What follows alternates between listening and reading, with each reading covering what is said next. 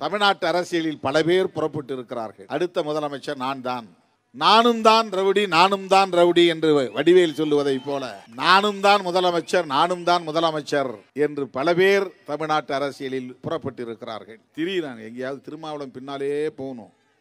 திருமாவளவன் முன்னால் யார் என்ன பேசுகிறார்கள், என்ன செய்கிறார்கள், இதை படம் பிடித்து காட்ட வேண்டும். நம்முடைய உழைப்பையோ, நம்முடைய பங்களிப்பையோ, நம்முடைய போராட்டத்தையோ, நம்முடைய கொள்கை உறுதிப்பாட்டையோ, தன்னலமற்ற பொது வாழ்க்கையையோ வெளிச்சத்தில் காட்ட வேண்டும் என்று விரும்பாதவர்கள் எப்படியாவது நம்மை பலவீனப்படுத்தி காட்ட வேண்டும் என்பதிலே குறியாக இருக்கிறார்கள். அதற்கு ஒரே காரணம், நாம் உண்மையான அம்பேத்கரின் பிள்ளைகளாக இருக்கிறோம், உண்மையான பெரியாரின் பிள்ளைகளாக இருக்கிறோம். போலியாக இல்லை, உதட்டளவில் இல்லை, பிழைப்புவாத அடிப்படையில் இல்லை. சாதியவாதிகளால் நம்மை புரிந்து கொள்ள முடியாது, மதவெறியர்களால் நம்மை புரிந்து கொள்ள முடியாது, அதிகார பசிகுண்டு ஆட்டம் போடக்கூடியவர்களால் நம்மை புரிந்து கொள்ள முடியாது. எதிர்த்தோ ஆதரித்தோ சிறுத்தைகளை பற்றி பேசித்தான் ஆக வேண்டும் என்கிற நிலை இன்றைக்கு தமிழகத்தில் தவிர்க்க முடியாததாக மாறி இருக்கிறது. ஏன் காங்கிரஸோடு இருக்கிறோம்? சில கூமுட்டைகள் சொல்வார்கள், காங்கிரஸ் தமிழர்களுக்கு எதிரி. அந்த காங்கிரஸோடு திருமாவளவன் கைகோர்த்து நிற்கிறார். ஈழத்தமிழர் பிரச்சனையிலே காங்கிரஸோடு நமக்கு முரண்பாடு உண்டு என்பதை யாரும் மறுக்கவில்லை. ஆனால் இன்றைக்கு இந்தியாவின் பேராபத்தாக இருக்கிற பாரதிய ஜனதாவை வீழ்த்துவதற்கு நமக்கான நட்பு சக்தி காங்கிரஸ் தான், ராகுல் காந்தி தான், இந்தியா கூட்டணி தான். நடிகர்கள் கட்சி தொடங்கும் போதெல்லாம் சிலர் நம்மை சீண்டுகிறார்கள். விஜயகாந்த் வந்தபோது சொன்னார்கள், எல்லாம் எஸ்சி இளைஞர்கள் தான் அவர் பின்னால போறாங்க. அதுல என்ன அர்த்தம் இருக்குன்னா, எஸ்சி சமூகத்தை சார்ந்த இளைஞர்கள், அரசியல் விழிப்புணர்வு இல்லாதவர்கள், வெறும் சினிமா கவர்ச்சிக்கு மயங்கக்கூடியவர்கள், அதனால் அவர்கள் ஓடி விடுவார்கள். இப்போதும் அதை செய்கிறார்கள். விஜய் வந்தவொடனே நான் பதற்றம் அடைகிறேன். 90களில் நான் பேசிய பேச்சை எல்லாம் இப்போது இருக்கிற கத்துக்குட்டிகளுக்கு யாருக்கும் தெரியாது. ஒருவேளை அப்படி அவர்கள் போனால் அவர்கள் விடுதலை சிறுத்தைகள் கட்சியில் இருப்பதற்கு தகுதியற்றவர்கள் என்றுதான் பொருள். கொள்கை இல்லா பதர்கள் என்றுதான் பொருள். கொள்கை புரிதல் இல்லாத பதர்கள் என்றுதான் பொருள். பதர்கள் போகிறது என்பதற்காக எந்த விவசாயியாவது கவலைப்படுவானா? திமுக தலைமையிலான கூட்டணியை சிதறடித்து திமுக கூட்டணியை வெற்றி பெற விடாமல் தடுக்க வேண்டும் என்பதுதான் எடப்பாடி அவர்களின் கனவு. அதுதான் புதிதாக கட்சி தொடங்கி இருக்கிற நடிகர் விஜய் அவர்களின் திட்டமும் அதுதான். இந்த இரண்டு பேரும் எதை நினைக்கிறார்களோ அதுதான் பிஜேபியின் கனவு திட்டமே. அப்படின்னா 3 பேர் ஒன்னாயிடுறாங்களா? ஒரே சிந்தனை, ஒரே செயல் திட்டம். இந்த கூட்டணிக்கு எதிராக கருத்து சொல்லுகிறவர்கள் அறிந்தோ அறியாமலோ பிஜேபிக்கு துணை போகிறார்கள். நாம் திமுக கூட்டணியை விட்டு வெளியே வந்தோமானால் ஒரு பையன் நம்மளை சீண்ட மாட்டான், ஒரு ஆள் கூட பேச மாட்டான். சில பேர் நல்ல ஆள்னு சொன்னாலும் சொல்லுவான், திருமாவளவன் இப்பதான் நல்ல முடிவு எடுத்திருக்கிறாரு, வெரி குட், சபாஷ். எவனாவது ஏதாவது உளறிக்கொண்டிருக்கட்டும், அதை பொருட்படுத்தவே வேண்டாம், என்ன வேணாலும் சொல்லட்டும். அது ஒன்றும் பெரிய பாதிப்பை ஏற்படுத்த போவதில்லை. ஏனென்றால் அது உண்மை இல்லை, அதனால் அது பாதிப்பை ஏற்படுத்தாது. வண்டிக்குள்ள உட்கார்ந்துக்கிட்டு அடிங்க அடிங்கன்னு திருமாவளவன் தான் சொன்னாரு, கொல்லுங்க கொல்லுங்கன்னு திருமாவளவன் தான் சொன்னாரு. இது உண்மை இல்லை, அதனால் இது எடுபடாது. திட்டமிட்ட பொய், அதனால் அது எடுபடாது. சும்மா அவனுங்களே ஒரு வீடியோ போட்டு அவனுங்களே பார்த்துட்டு இத்தனை ஷேர் போயிருக்குது, வைரலாக போயிட்டுன்னு அவனுக்குள்ளே சர்க்குலேட் பண்ணிகிட்டே இருப்பாங்க. புரட்சியாளர் அம்பேத்கர் கண்ட கனவை நனவாக்குவதற்கென்று ஒரு இயக்கம் இன்றைக்கு தமிழகத்திலே துணிச்சலோடு இயங்குகிறது என்று சொன்னால், இந்தியாவுக்கே வழிகாட்டுகிறது என்று சொன்னால், பிற இயக்கங்களுக்கு முன்னோடியாக இருக்கிறது என்று சொன்னால், அந்த பெருமைக்குரிய இயக்கம் விடுதலை சிறுத்தைகள் கட்சி. அந்த பெருமிதத்தோடு நீங்கள் தோளை உயர்த்தி கொண்டு வீறு நடை போட வேண்டும். விடுதலை சிறுத்தைகள் கட்சி இன்றைக்கு தமிழக அரசியல் களத்தில் தவிர்க்க முடியாத ஒரு அரசியல் சக்தி என்பதை நாம் அறிந்திருக்கிறோமோ இல்லையோ, நம்முடைய கொள்கை பகைவர்கள் அறிந்திருக்கிறார்கள். பகை வேறெந்த பகையும் கிடையாது. சொத்து தகராறு பகை இல்லை, பாகம் பிரித்துக் கொள்ளுகிற பகை இல்லை, கொள்கை பகைதான். நாம் பேசுகிற அரசியலுக்கும் அவர்கள் பேசுகிற அரசியலுக்கும் பொருந்தாது, ஒத்து வராது என்பதுதான் அந்த கொள்கை பகை என்று பொருள்.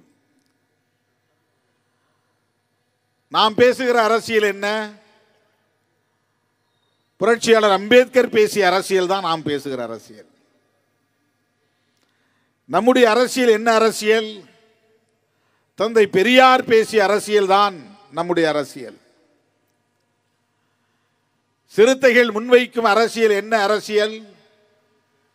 மாமேதை கார்ல் மார்க்ஸ் பேசிய அரசியல் தான் நாம் பேசும் அரசியல், முன்வைக்கும் அரசியல். ஆகவே அம்பேத்கருடைய சிந்தனைகளுக்கு, பெரியாருடைய சிந்தனைகளுக்கு, மார்க்சிய சிந்தனைகளுக்கு எதிரானவர்கள் நம்முடைய கொள்கை பகைவர்கள், அவ்வளவுதான். நமக்கு தனிப்பட்ட முறையிலே எந்த பகையும் கிடையாது. யார் மீதும் நமக்கு சாதி அடிப்படையிலோ மத அடிப்படையிலோ அல்லது வேறு காரணங்களாலோ எந்த பகையும் இல்லை. நாம் பேசுகிற அரசியலோடு முரண்படுவதால் அவர்களை நாம் விமர்சிக்கிறோம். ஆனால் அவர்கள் நாம் பேசுகிற அரசியலோடு முரண்படுகிறோம் என்பதையும் தாண்டி நாம் வலுவாக வளர்கிறோம் என்கிற பொறாமை உணர்ச்சியாலும் நமக்கு எதிரான சதிகளை தீட்டிக் கொண்டே இருக்கிறார்கள்.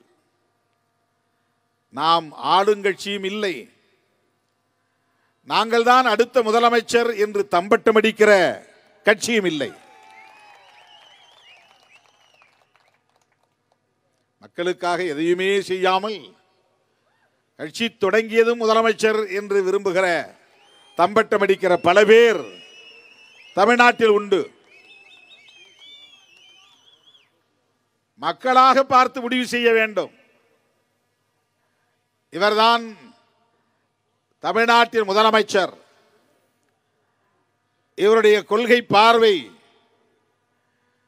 இவர்கள் வகுத்திருக்கிற செயல் திட்டங்கள், இவர்கள் ஆற்றியிருக்கிற களப்பணிகள்,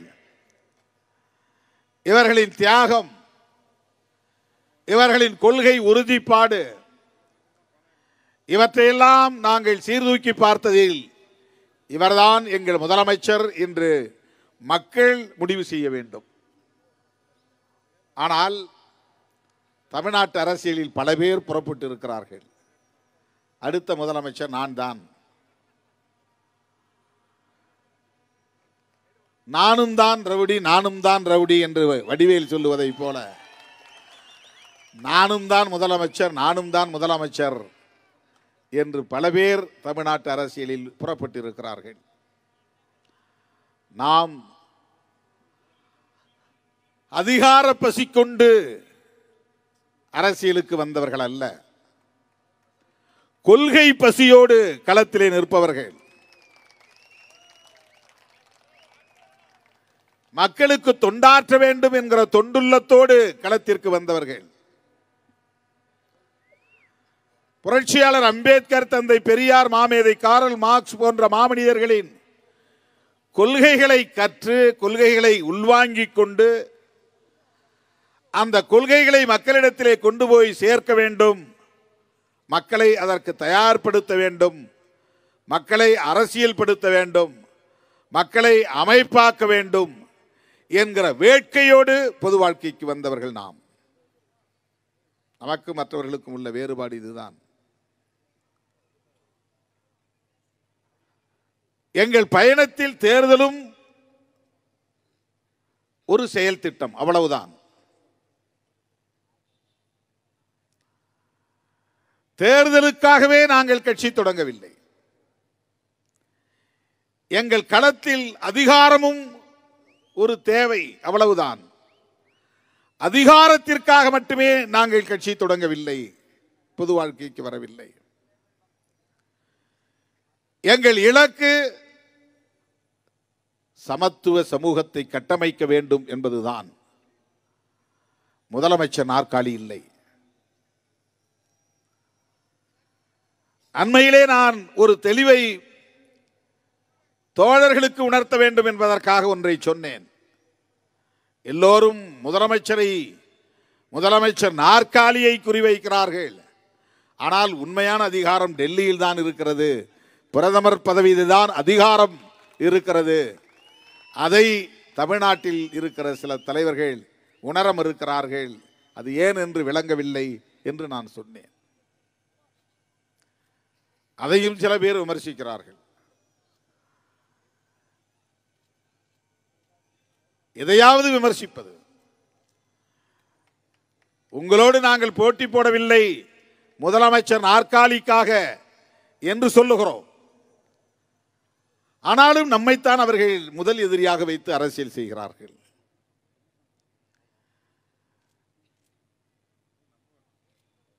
எதை பேசினாலும் அதை விமர்சிக்கிறார்கள்.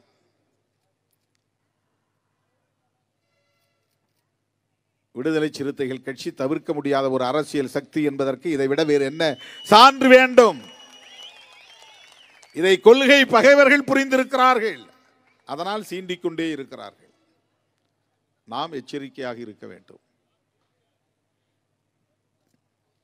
சும்மா இப்படி 2 பேர் சத்தம் போட்டு இருந்தீங்கன்னா விளையாண்டுகிட்டு இருந்தா கூட திருமாவளவன் முன்னால் சண்டை அடித்து கொண்டார்கள். ஏதாவது கிடைக்காதா அப்படின்னு எல்லாம் கேமரா எடுத்துட்டு அலையிறாங்க, திரியிறாங்க. எங்கேயாவது திருமாவளவன் பின்னாலே போகணும். திருமாவளவன் முன்னால் யார் என்ன பேசுகிறார்கள், என்ன செய்கிறார்கள், இதை படம் பிடித்து காட்ட வேண்டும். நம்முடைய உழைப்பையோ, நம்முடைய பங்களிப்பையோ, நம்முடைய போராட்டத்தையோ, நம்முடைய கொள்கை உறுதிப்பாட்டையோ, தன்னலமற்ற பொது வாழ்க்கையையோ வெளிச்சத்தில் காட்ட வேண்டும் என்று விரும்பாதவர்கள் எப்படியாவது நம்மை பலவீனப்படுத்தி காட்ட வேண்டும் என்பதிலே குறியாக இருக்கிறார்கள். அதற்கு ஒரே காரணம், நாம் உண்மையான அம்பேத்கரின் பிள்ளைகளாக இருக்கிறோம், உண்மையான பெரியாரின் பிள்ளைகளாக இருக்கிறோம். போலியாக இல்லை, உதட்டளவில் இல்லை, பிழைப்புவாத அடிப்படையில் இல்லை. உண்மையான அம்பேத்கரின் பிள்ளைகள். அதை புரிந்து கொள்வதற்கே அம்பேத்கரை படித்தால் தான் புரிந்து கொள்ள முடியும். நம்மளை பற்றி புரிஞ்சுக்கிறதுக்கே அவங்களுக்கு ஒரு புரிதல் தேவைப்படுகிறது. சாதியவாதிகளால் நம்மை புரிந்து கொள்ள முடியாது, மதவெறியர்களால் நம்மை புரிந்து கொள்ள முடியாது, அதிகார பசிகுண்டு ஆட்டம் போடக்கூடியவர்களால் நம்மை புரிந்து கொள்ள முடியாது. குடிப்பழக்கம் உள்ளவனுக்கு எல்லாரையும் பார்த்தாலும் அவனும் குடிகாரனா தான் இருப்பான்னு நினைப்பான்.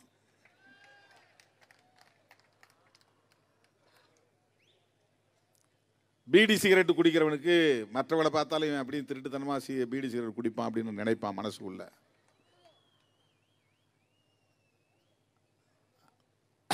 அதுபோல அரசியல் களத்தில் இருப்பவர்கள் அவர்கள் எந்த கோணத்தில் அரசியலை பார்க்கிறார்களோ அப்படி நம்மையும் அளவீடு செய்கிறார்கள், மதிப்பீடு செய்கிறார்கள். அது எப்படி? இந்த சாதியில் பிறந்துட்டு திருமாவளவன் கரிமீன் திங்காமல் இருக்கிறாரு, இது அவனுக்கு வியப்பாக இருக்கிறது. ஆனால் அதுதான் உண்மை. அது எப்படி அரசியல் இருந்துகிட்டு இவர் குடிக்காம இருக்கிறாரு, எல்லாரும் குடிக்கிறானே, அது அவனுக்கு வியப்பாக இருக்கிறது, ஆச்சரியமாக இருக்கிறது. ஆனால் அதுதான் உண்மை. அதைப்போல்தான் வெறும் அதிகாரத்திற்காகவும் பொருளாதாரத்திற்காகவும் மயங்கி கொள்கைகளை விட்டு போகிற, விலகி போகிற சராசரி அரசியல்வாதிகள் இல்லை விடுதலை சிறுத்தைகள் கட்சி. எல்லாரும் அவன் என்ன செய்யறானோ அது மாதிரி நாம செய்வோம்னு எதிர்பார்க்கிறான். இப்படி ஆசை காட்டினா வந்துருவான், இதை சொன்னா வந்துருவான், அதை சொன்னா வந்துருவான். அதுதான் முக்கியம்னா, திமுகவோட இந்த சீட்டுகளுக்காக தான் நான் நினைக்கிறேன் கூட்டணி வைக்கிறோம், அவங்களோட ஒட்டிக்கிட்டு இருக்கிறோம்னா, அதை விட கூடுதலாக தர்றதுக்கு எவ்வளோ பேர் தயாராகவும் இருக்கிறாங்க, பேசியும் பார்த்தாங்கல்ல. அதுதான் முக்கியம். நாங்கள் ஓடி இருப்போமே. அந்த முடிவெடுப்பதற்கு என்ன பெரிய சிரமம்? அது எங்களுக்கு முக்கியமில்லை. எங்கள் தலைவர் புரட்சியாளர் அம்பேத்கரின் கொள்கை வழியிலே இறுதி மூச்சு வரையில் இயங்குவதுதான் எங்கள் இலக்கு. அவர் கண்ட கனவை நனவாக்குவதுதான் எங்கள் போராட்டம். இன்றைக்கு தமிழ்நாடு மட்டுமல்ல, அகில இந்திய அளவிலே புரட்சியாளர் அம்பேத்கரை தொடாமல் எவராலும் பேச முடியாது என்கிற நிலையை இன்றைக்கு இந்த காலம் உருவாக்கி இருக்கிறது. அதிலே விடுதலை சிறுத்தைகளின் பங்கும் மகத்தானது என்பதை மறந்துவிடக் கூடாது.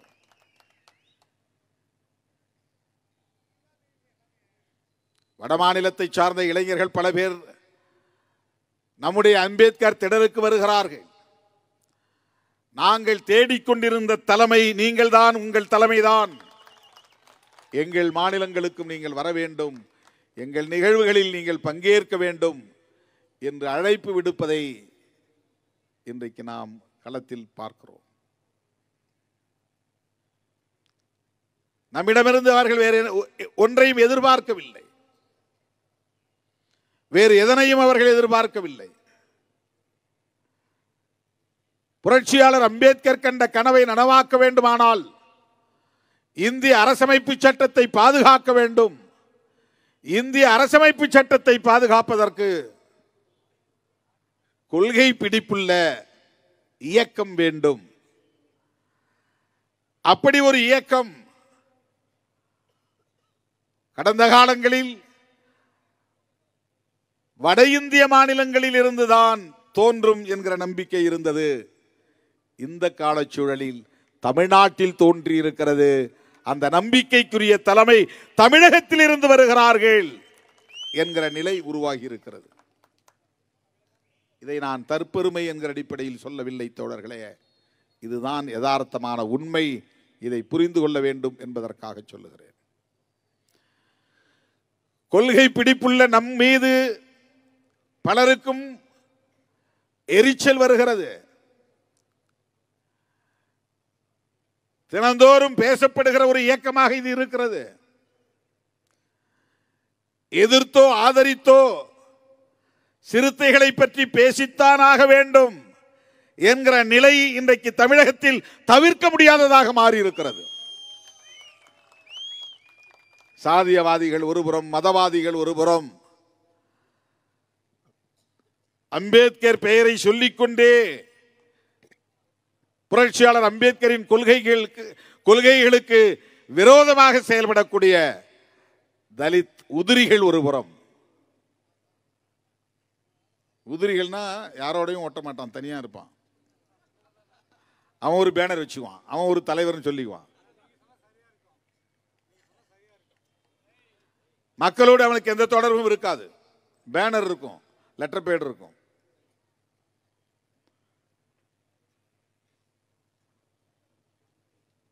இவர்களெல்லாம் தொடர்ந்து இந்த இயக்கத்தை பற்றி விமர்சிக்கிறார்கள். அவங்க சொல்ற ஒரே குற்றச்சாட்டு, திமுகவோடு இவர்கள் உறவு வைத்திருக்கிறார்கள், கூட்டணி உறுதியாக இருக்கிறார்கள், திமுகவுக்கு முட்டுக் கொடுக்கிறார்கள், திமுகவுக்கு ஆதரவாக இருக்கிறார்கள். இதுதான். இதற்கு நான் பல விளக்கங்களை ஏற்கனவே சொல்லி இருக்கிறேன். இன்றைக்கு தேசிய அளவிலே மிகவும் ஆபத்தான ஒரு இயக்கம் உண்டு என்று சொன்னால் ஒப்பீட்டளவிலே பாரதிய ஜனதா கட்சி தான் என்பதை திருமாவளவன் மட்டும் சொல்லவில்லை. இடதுசாரி சிந்தனையாளர்கள், ஜனநாயக சக்திகள், முற்போக்கு சக்திகள் அனைவரும் சொல்லுகிறார்கள். அம்பேத்கர் இயக்கத்தில் தான் இருக்கணும்னு அவசியம் இல்லை, கம்யூனிஸ்ட் கட்சிகளில் தான் இருக்க வேண்டும் என்று இல்லை. சுயமாக சிந்திக்கக்கூடியவர்கள், சகோதரத்துவத்தை விரும்பக்கூடியவர்கள், சமத்துவத்தை தேடக்கூடியவர்கள், பாரதிய ஜனதா வலிமை பெறுவது நாட்டுக்கு நல்லதல்ல, RSS இயக்கம் நாளுக்கு நாள் வலிமை பெற்று வருவது ஆபத்தானது. இதை திருமாவளவன் மட்டுமா சொல்லுகிறான்? விடுதலை சிறுத்தைகள் கட்சி மட்டுமா சொல்லுகிறது? அவர்களை எதிர்கொள்வதற்கு என்ன உத்தி என்று வருகிற போது காங்கிரஸ் கட்சியினுடைய தலைவர் ராகுல் காந்தி அவர்கள் இன்றைக்கு வெளிப்படையாக அறிவிக்கிறார், பிஜேபி RSS என்கிற சங் பரிவார்களை வீழ்த்துவதற்கு ஒரே ஆயுதம் இந்திய அரசமைப்பு சட்டம்தான். புரட்சியாளர் அம்பேத்கர் அவர்களால் எழுதப்பெற்ற இந்திய அரசமைப்பு சட்டம்தான். ஏன் காங்கிரஸோடு இருக்கிறோம்? சில கூமுட்டைகள் சொல்வார்கள், காங்கிரஸ் தமிழர்களுக்கு எதிரி, அந்த காங்கிரஸோடு திருமாவளவன் கைகோர்த்து நிற்கிறார்.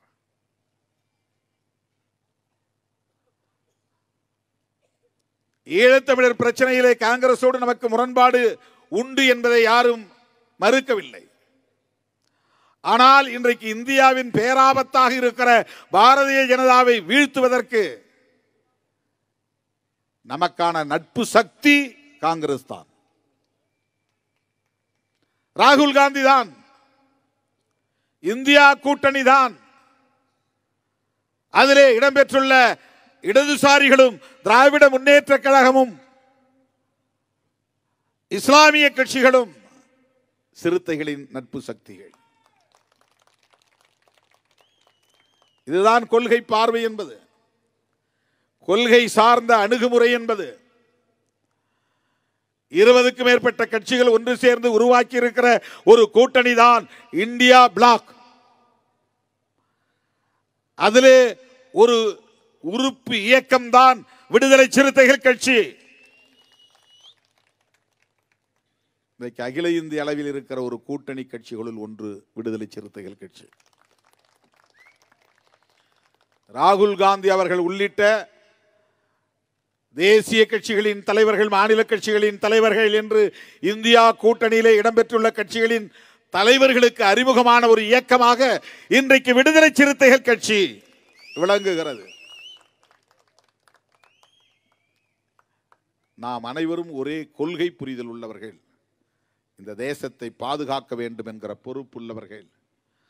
இந்த தேசத்தை பாதுகாப்பதற்கு புரட்சியாளர் அம்பேத்கர் அவர்கள் வகுத்தளித்த அரசமைப்பு சட்டம் தான் ஒரே கருவி, ஒரே ஆயுதம் என்பதில் உடன்பாடு உள்ளவர்கள். அதனால்தான் திமுகவோடும் காங்கிரஸோடும் இடதுசாரிகளோடும் விடுதலை சிறுத்தைகள் கைகோர்த்து நிற்கிறோம்.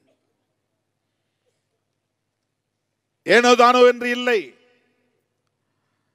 தமிழ்நாட்டில் நம்முடைய கட்சிகளுக்கு கிடைக்கிற சில இடங்களுக்காக மட்டுமில்லை, தமிழ்நாட்டு நலன்களுக்காக நாம் குரல் கொடுக்கிறோம்.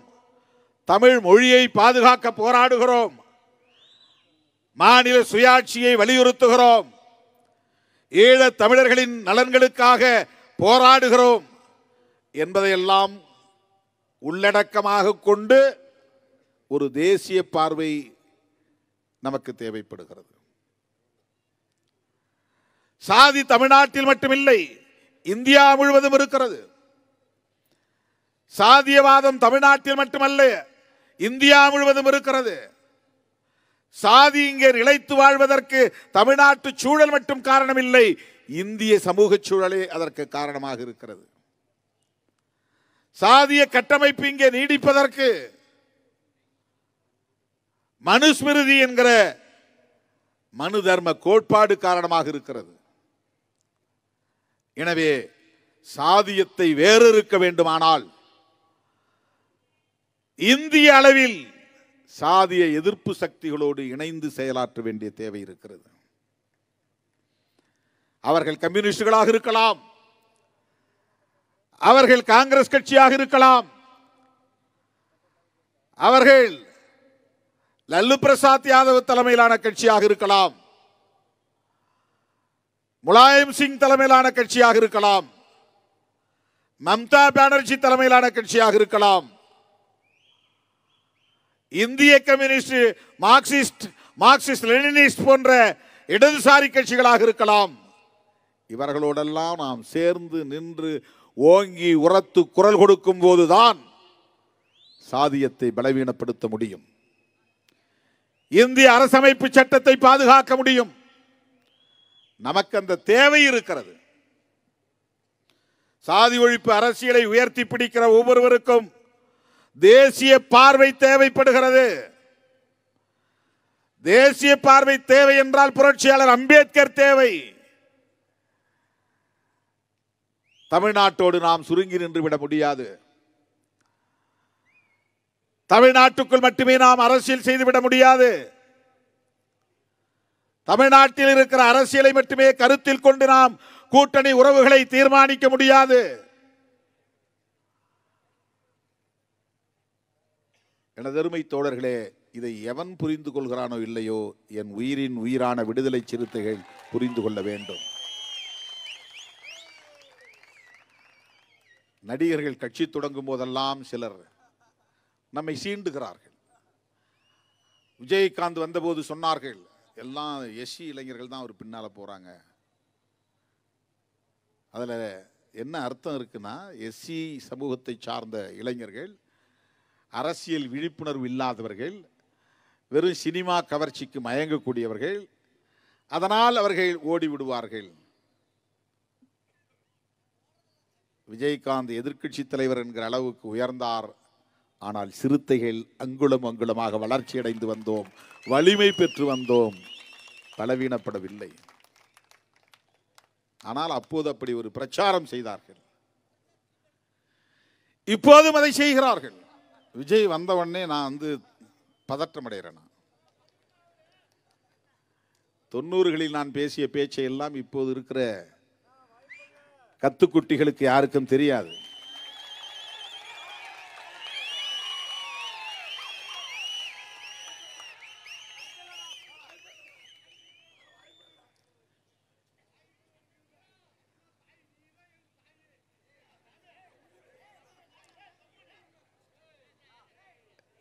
ஏதோ வெறுமனே சில இடங்களுக்காக மட்டுமே நாம் கட்சி தொடங்கி இருக்கிறோம், திமுகவோடு அதிமுகவோடு நாம் கூட்டணி வைத்திருக்கிறோம் என்று தவறான மதிப்பீடுகளை முன்வைக்கிறார்கள்.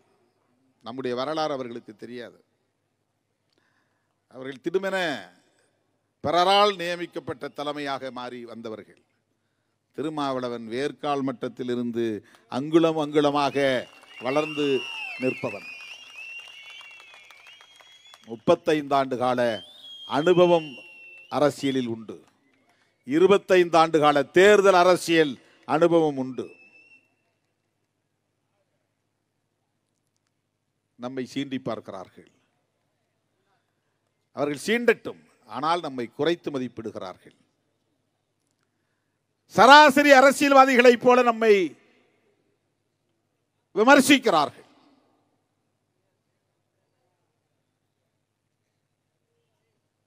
எனது அருமை தோழர்களே, நடிகர் விஜய் அவர்கள் கட்சி தொடங்கியதும் சமூக ஊடகங்களிலே என்ன பேசுகிறார்கள் என்றால், தலித்துகள் பெருவாரியாக அவர் பக்கம் போகிறார்கள். ஒருவேளை அப்படி அவர்கள் போனால் அவர்கள் விடுதலை சிறுத்தைகள் கட்சியில் இருப்பதற்கு தகுதியற்றவர்கள் என்றுதான் பொருள். கொள்கை இல்லா பதர்கள் என்றுதான் பொருள். கொள்கை புரிதல் இல்லாத பதர்கள் என்றுதான் பொருள். பதர்கள் போகிறது என்பதற்காக எந்த விவசாயியாவது கவலைப்படுவானா?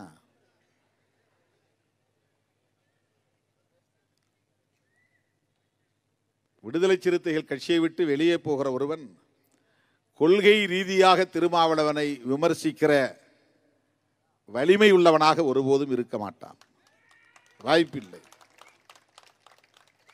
நான் 1-2 பேர் மேல நடவடிக்கை எடுத்தான் அவனுக்கு போய் சங்கராச்சாரி காலில் விழுந்து பிஜேபிக்கு போய் அப்படியே RSS சங்கிகளாக மாறிவிட்டார்கள். என் மீது நம்பிக்கை வைத்த என் உயிரின் உயிரான விடுதலை சிறுத்தைகள் புரட்சியாளர் அம்பேத்கரை தலைமையாக ஏற்றுக்கொண்டவர்கள். திருமாவளவனை அண்ணனாகவும் புரட்சியாளர் அம்பேத்கரை தலைவனாகவும் ஏற்றுக்கொண்டவர்கள் தான் என்னோடு களத்திலே நிற்கிறார்கள். என்னை தலைவராக ஏற்றுக்கொண்டார்கள் என்பதை விட புரட்சியாளர் அம்பேத்கரை தலைவராக ஏற்றுக்கொண்டவர்கள் தான் என்னோடு நிற்கிறார்கள்.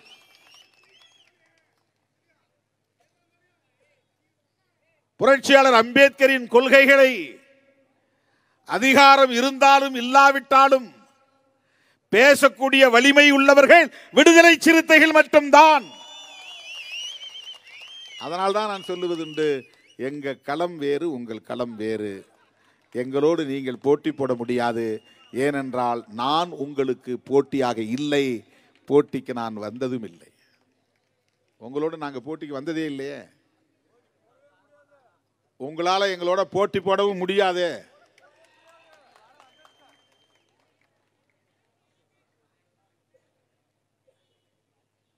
தோழர்களே, 2026 சட்டமன்ற பொதுத் தேர்தல் வருகிறது. இந்த தேர்தலை ஒட்டி நம்முடைய கொள்கை பகைவர்களுடைய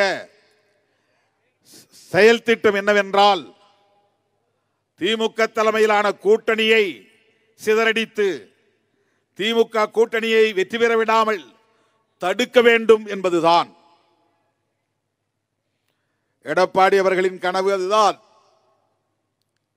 புதிதாக கட்சி தொடங்கியிருக்கிற நடிகர் விஜய் அவர்களின் திட்டமும் அதுதான்.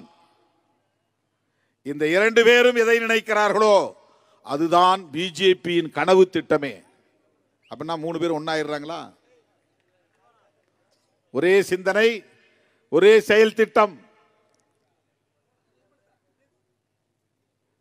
இந்த கூட்டணிக்கு எதிராக கருத்து சொல்லுகிறவர்கள் அறிந்தோ அறியாமலோ பிஜேபிக்கு துணை போகிறார்கள். அவங்க பிஜேபியோடும் சேர மாட்டாங்க, அதிமுகவோடும் சேர மாட்டாங்க, விஜயோடும் சேர மாட்டாங்க. ஆனால் திமுக கூட்டணியை கடுமையாக விமர்சிப்பார்கள்.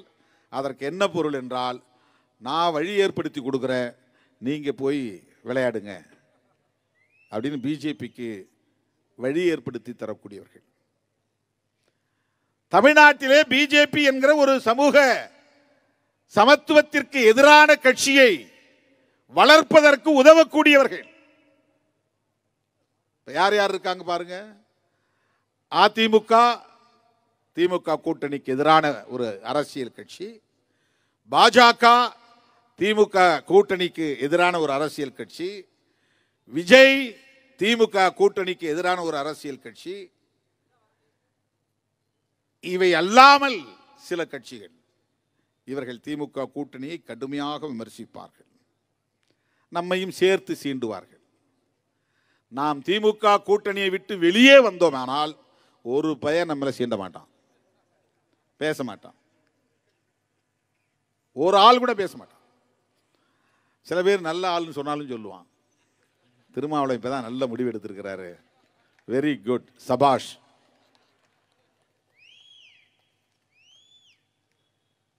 அவங்களுடைய நோக்கம் என்னவென்றால், அந்த கூட்டணியை பலவீனப்படுத்துவதற்கு யாரையாவது ஒருவரை சீண்டி ஆத்திரமூட்டி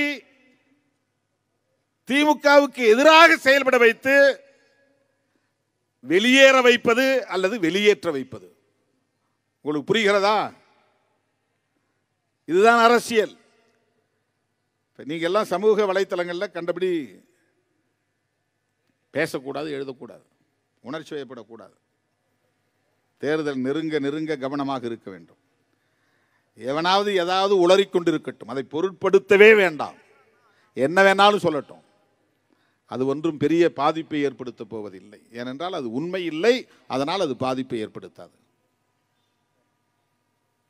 வண்டிக்குள்ள உட்கார்ந்துக்கிட்டு அடிங்க அடிங்கன்னு திருமாவளவன் தான் சொன்னாரு, கொல்லுங்க கொல்லுங்கன்னு திருமாவளவன் தான் சொன்னாரு. இது உண்மை இல்லை, அதனால் இது எடுபடாது. திட்டமிட்ட பொய், அதனால் அது எடுபடாது. சும்மா அவனுங்களே ஒரு வீடியோ போட்டு அவனுங்களே பார்த்துட்டு இத்தனை ஷேர் போயிருக்குது, வைரலாக போயிட்டுன்னு அவனுக்குள்ளே சர்க்குலேட் பண்ணிக்கிட்டே இருப்பாங்க. நாம் அதை பொருட்படுத்த தேவையில்லை. நம்முடைய பயணம் நீண்ட பயணம், நம்முடைய பயணம் கொள்கை பயணம். சில இயக்கங்கள் வரும் போகும், காணாமல் போகும். நம்முடைய இயக்கம் பரம்பரை பரம்பரையாக புரட்சியாளர் அம்பேத்கரின் கொள்கைகளை மக்களிடத்திலே கொண்டு போய் சேர்க்க வேண்டிய பொறுப்புள்ள ஒரு இயக்கம், மறந்துவிடக் கூடாது. அதுதான் மிக முக்கியமானது. புரட்சியாளர் அம்பேத்கர் கண்ட கனவை நனவாக்குவதற்கென்று ஒரு இயக்கம் இன்றைக்கு தமிழகத்திலே துணிச்சலோடு இயங்குகிறது என்று சொன்னால், இந்தியாவுக்கே வழிகாட்டுகிறது என்று சொன்னால், பிற இயக்கங்களுக்கு முன்னோடியாக இருக்கிறது என்று சொன்னால், அந்த பெருமைக்குரிய இயக்கம் விடுதலை சிறுத்தைகள் கட்சி. அந்த பெருமிதத்தோடு நீங்கள் தோளை உயர்த்தி கொண்டு வீறு நடை போட வேண்டும். சாதி பெருமிதம் பேசுவார்கள், நாம் அப்படி பேசக்கூடாது. பேசுவது அம்பேத்கரியம் இல்லை. அம்பேத்கரியத்தில் சாதி பெருமைக்கு இடமே கிடையாது. ஒருத்தன் சாதி பெருமை பேசிட்டு அம்பேத்கரை பயன்படுத்துறான்னா அவன் அம்பேத்கரை பிழைப்புவாதத்திற்காக பயன்படுத்துகிறான் என்றுதான் பொருள். அம்பேத்கர் எந்த இடத்துல சாதி பெருமை பற்றி பேசியிருக்கிறார்? அவருடைய சமூகத்தை பெருமையாக பேசியிருக்கிறாரா? நாங்கள் ஆண்ட சாதின்னு சொல்லியிருக்கிறாரா? மகாராஷ்டிராவில் இருக்கிற மற்ற சாதிகள் எல்லாம் நீங்களாம் எங்களை விட கீழே தான், நாங்கள் தான் மேல் அப்படின்னு என்றைக்காவது பாகுபடுத்தி சொல்லியிருக்கிறாரா? அங்கேயும் பல தலித் சாதிகள் உண்டு. அவரை ஏற்றுக்கொள்ளாத தலித் சாதிகள் எல்லாம் உண்டு. அவர் வாழ்ந்த காலத்தில் அவரை அவமதித்த தலித் சாதிகள் உண்டு. ஆனால் எந்த காலத்திலும் அவர் தலித்துகளுக்கு இடையிலே பாகுபாட்டை கடைபிடித்ததில்லை, சிந்தித்தது கூட இல்லை. அம்பேத்கரியத்தில் சாதி பெருமைக்கு இடம் கிடையாது. ரெட்டமலை சீனிவாசனை சொல்லுவார்கள், அவர் பறையர் பறையர் என்று சொன்னார், அவர் பறையர் இயக்கம் நடத்தினார் என்று. பறையர் என்கிற சொல்லை அந்த காலத்தில் ரெட்டமலை சீனிவாசன் இந்தியாவில் உள்ள எல்லா தீண்டப்படாத சாதிகளுக்கும் பொதுவான சொல்லாக பயன்படுத்தினார். தமிழ்நாட்டில் உள்ள ஒரு குறிப்பிட்ட சாதிக்கான சொல்லாக அவர் பயன்படுத்தவில்லை. பறையா அப்படின்னு சொன்னா எல்லா அன்டச்சபிள்ஸையும் குறிக்கும். இந்தியா முழுவதும் இருக்கிற மகர் சாதிக்கும் கூட பறையா என்றுதான் பொது பெயர், பொது சொல். அம்பேத்கருடைய சமூகமாக இருக்கிற மகர் என்கிற அந்த சமூக அடையாளமும் பறையர் என்கிற சொல்லுக்குள்ளே அடங்கும். அதுதான் ரெட்டமலை சீனிவாசன் காலத்திலே இருந்த பார்வை, புரிதல். எனது அருமை தோழர்களே, சமூக வலைத்தளங்களில் நமக்கு எதிராக பரப்புகிற அவதூறுகளை கண்டு அச்சப்பட தேவையில்லை. விமர்சனங்களை கண்டு சோர்வடைய தேவையில்லை. திராவிட முன்னேற்ற கழகத்தோடு நாம் வைத்திருக்கிற இந்த நட்பு என்பது நாம் பேசுகிற அரசியலை பாதுகாக்க வேண்டும் என்கிற அந்த பொறுப்புணர்வோடு தான். இப்ப திமுகவை விமர்சிக்கிறார்கள், திராவிட அரசியலை விமர்சிக்கிறார்கள், பெரியாரை விமர்சிக்கிறார்கள். நாம் அதிலே கருத்து சொல்லுகிறோம். நீ ஏயா கருத்து சொல்றன்னு கேட்கிறான் ஒருத்தர். நான் திமுகவை பத்தி தானே பேசுறேன்னு. அவனுக்கு தெரியவில்லை, நாம் பேசுகிற அரசியலும் அந்த அரசியல் தான், பெரியார் அரசியல் தான். அம்பேத்கர் அரசியலும் பெரியார் அரசியல் தான். அம்பேத்கர் அரசியலும் மார்க்சிய அரசியல் தான். நீ எந்த அரசியலை விமர்சிக்கிறாயோ, அதை பலவீனப்படுத்துகிறாயோ, அதன் மூலம் சங் பரிவார்களை வலிமைப்படுத்த துடிக்கிறாயோ, அதை எதிர்கொள்ள வேண்டிய பொறுப்பு திமுகவுக்கும் திகாவுக்கும் மட்டும்தான் இருக்கிறது என்று நீ கணக்கு போடுகிறாய். அதுவே உன்னுடைய தவறான பார்வை. பெரியாருக்கு முன்னரே பல பத்தாண்டுகளுக்கு முன்பே திராவிடம் என்கிற சொல்லை பயன்படுத்தியவர், திராவிடம் என்கிற அரசியலை பேசியவர், ஆரியத்திற்கும் பார்ப்பனியத்திற்கும் எதிரான அரசியலை பேசியவர் பண்டிதர் அயோத்திதாசர் என்கிற வரலாறு தெரியாதவர்கள் உளறிக் கொண்டிருக்கிறார்கள்.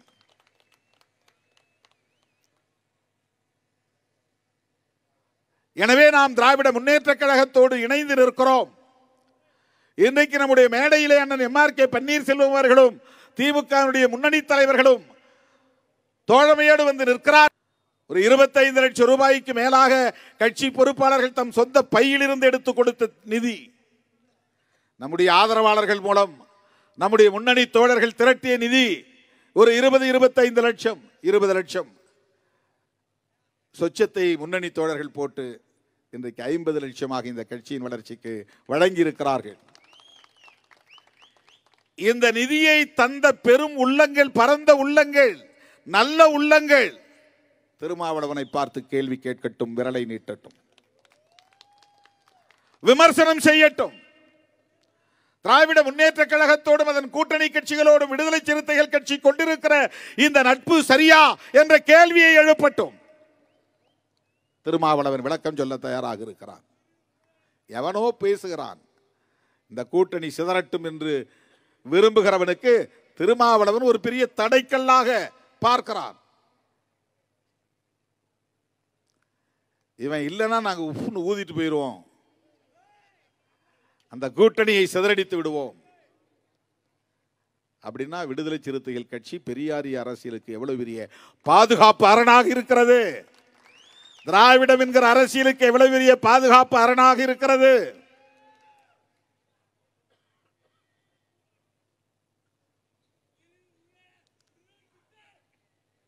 எனதருமை தோழர்களே, என் உயிரின் உயிரான விடுதலை சிறுத்தைகளே, நீங்கள் ஒவ்வொரு கிராமத்தையும் ராணுவ வீரர்களைப் போல இருந்து பாதுகாக்க வேண்டும். கொள்கை பகைவர்கள் அங்கே காலூன்றுவதற்கு இடம் கொடுத்து விடக்கூடாது. கோவில்களை கட்டித் தருகிறோம் என்று வருவார்கள், கோவில் கும்பாபிஷேகத்திற்கு நன்கொடை தருகிறோம் என்று வருவார்கள், ஊரிலே படிப்பகம் கட்டித் தருகிறோம் என்று வருவார்கள், கல்வி உதவித்தொகை செய்கிறோம் என்று வருவார்கள். இதுவெல்லாம் அவர்கள் விரிக்கிற வலை, உங்களை வீழ்த்துவதற்கான சதி முயற்சி, உங்களை விலை பேசுவதற்கான மறைமுக செயல் திட்டம். வீழ்த்த முடியாது, சிதறடிக்க முடியாது என்பதை அவ்வப்போது நாம் உறுதிப்படுத்தியாக வேண்டும். தருமபுரி மாவட்ட விடுதலை சிறுத்தைகள் முன்னணி பொறுப்பாளர்கள் அரும்பாடுபட்டு இந்த ஒரு வார இடைவெளியில் என்ற தொல்லை பண்ணி தேதி கேட்டார்கள். எனக்கு தேதி இல்லை இல்லை என்று நான் மறுதளித்தேன். அரூரில் தான் நடத்திவிட்டீர்களே, பிறகு எதற்கு தருமபுரியிலே இன்னொரு கூட்டம் வேண்டாம் என்று நான் சொன்னேன். இல்லை, ஒட்டுமொத்த தருமபுரியின் சார்பிலே நாங்கள் 1 கோடி ரூபாய் தருவோம். இது முதல் கட்டம் தான். 2வது கட்டத்திற்கு எங்களுக்கு தேதி வேண்டும் என்று தமிழ்ச்செல்வன், கோவேந்தன், இன்னும் முன்னணி தோழர்கள் திரும்ப திரும்ப என்னிடத்திலே கேட்டார்கள். நான் தயங்கினேன்.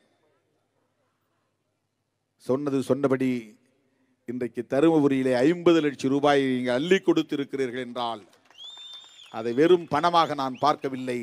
உங்களின் உழைப்பு அதிலே இருக்கிறது, உங்கள் வேர்வை அதிலே இருக்கிறது, உங்கள் சக்தி அதிலே இருக்கிறது.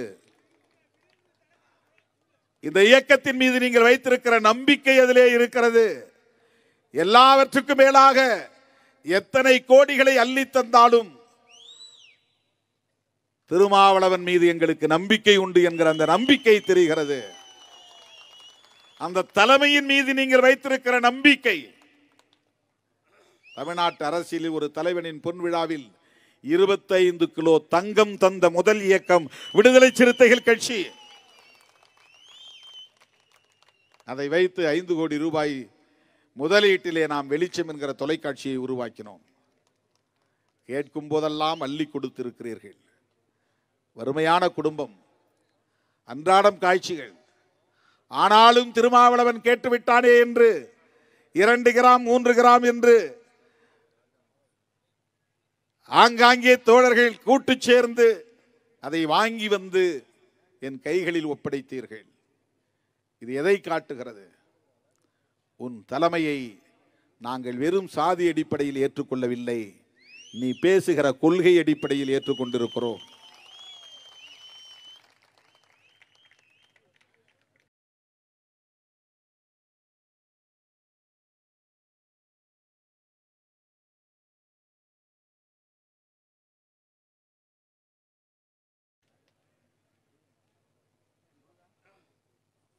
அதைவிட உங்கள் தலைமையின் மீது நாங்கள் வைத்திருக்கிற நம்பிக்கை அபாரமானது என்று உணர்த்துகிறோம் என்பதைத்தான் பொன்விழாவின் போது நீங்கள் அள்ளி தந்த தங்க காசுகள், பொற்காசுகள். அந்த நம்பிக்கை இன்னும் தொடர்கிறது என்பதற்கு சாட்சியம்தான் தருமபுரியிலே நீங்கள் அள்ளி தந்திருக்கிற 50 லட்சம் ரூபாய். பிற மாவட்ட தோழர்களுக்கு நான் இதன் மூலம் சொல்ல விரும்புவது, குறைந்தது ஒருங்கிணைந்த மாவட்டத்தின் சார்பில் குறைந்தது 25 லட்சம் ரூபாய், அதிகபட்சம் 1 கோடி ரூபாய் என்று நிதி வழங்குவதற்கு நீங்கள் இப்போதே தயாராக வேண்டும். தருமபுரியை பின்பற்ற வேண்டும். தருமபுரி சிறுத்தைகளை ஒரு உந்துதலாக எடுத்துக்கொண்டு தருமபுரியே 1 கோடி தந்துவிட்டார்கள். நாம் சின்ன மாவட்டமாக இருந்தாலும் எளிய மாவட்டமாக இருந்தாலும் குறைந்தது 25 லட்சம் தருவோம் என்கிற அடிப்படையில் இப்போதே நீங்கள் முனைப்பாக செயலாற்ற வேண்டும் என்கிற வேண்டுகோளை விடுத்து இவ்வளவு நேரம் காத்திருந்து இந்த நிகழ்வை சிறப்பித்துக் கொண்டிருக்கிற என் உயிரின் உயிரான விடுதலை சிறுத்தைகள் அனைவருக்கும் நன்றி கூறி, அரும்பாடுபட்டு இந்த நிதியை திரட்டி தந்த முன்னணி தோழர்கள் அத்தனை பேருக்கும் என்னுடைய பாராட்டுகளை தெரிவித்து விடைபெறுகிறேன். நன்றி, வணக்கம்.